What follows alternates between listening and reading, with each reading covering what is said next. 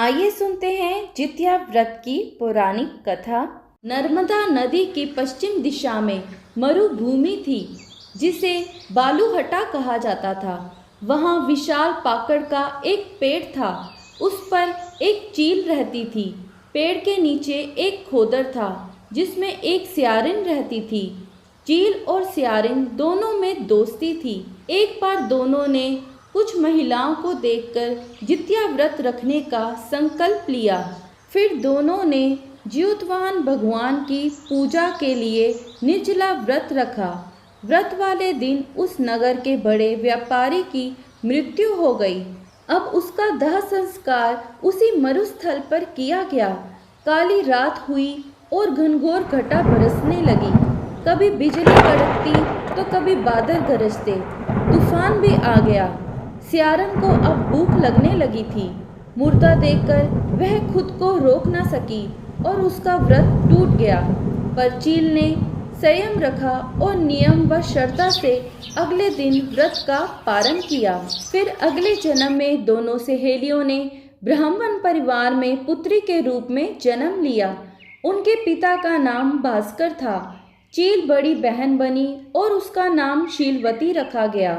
और सियारन छोटी बहन के रूप में जन्मी और उसका नाम कपूरावती रखा गया। शीलवती की शादी बुद्धिसेन के साथ हुई और कपूरावती की शादी उस नगर के राजा मल्लकेतु से हुई। अब कपूरावती कंचनबटी नगर की रानी बन गई। भगवान ज्योतवाहन के आशीर्वाद से शीलवती के 7 पुत्र हुए, लेकिन कपूरावती के बच्चे जन्म लेते ही मर जाते थे। कुछ समय के बाद शीलवती के 7 पुत्र बड़े हो गए और वह सभी राजा के दरबार में काम करने लगे। कपूरावती के मन में उन्हें देख ईर्ष्या की भावना आ गई। उसने राजा से कहकर सभी बेटों के सर काट दिए। उसने 7 नए बर्तन मंगवाकर उसमें रख दिया और लाल कपड़े से ढककर शीलवती के पास भिजवा दिया। यह देख भगवान ज्योतवाहन ने मिट्टी से 7 भाइयों के सिर बनाए और सभी के सिरों को उसके धड़ से जोड़कर उन पर अमृत छिड़क दिया। इससे उनमें जान आ गई। 7 युवक जिंदा हो गए और घर लौट आए। जो कटे सिर रानी ने भेजे थे वह फल बन गए। दूसरी ओर रानी कपूरावती बुद्धिसेन के घर से सूचना पाने को व्याकुल थी। जब काफी देर बाद भी सूचना नहीं आई तो कपूरावती स्वयं बड़ी बहन के घर गई। वहां सबको जिंदा देखकर वह सन्न रह गई। जब उसे होश आया तो बहन को उसने सारी बात बताई। अब उसे अपनी गलती पर पछतावा हो रहा था। भगवान ज्योतवान की कृपा से शीलवती को पूर्व जन्म की सारी बातें याद आ गई। वह कपूरावती को लेकर उसी पाकड़ के पेड़ के पास गई और उसे सारी बातें बताई। शीलवती ने कहा, अपना पूर्व जन्म याद करो और ज्योतवान भगवान से माफ़ी मांगो।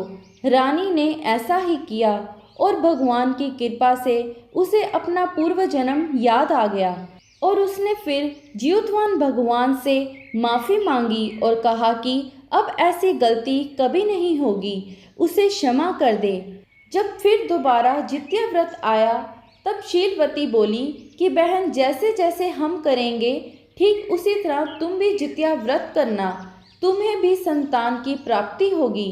दोनों बहनों ने विधि अनुसार व्रत किया। कुछ समय के बाद भगवान ज्योतवान के आशीर्वाद से रानी को भी पुत्र की प्राप्ति हुई। उसके बाद हर साल वह जीवित पुत्री का व्रत करने लगी और वह खुशहाल जीवन व्यतीत करने लगी।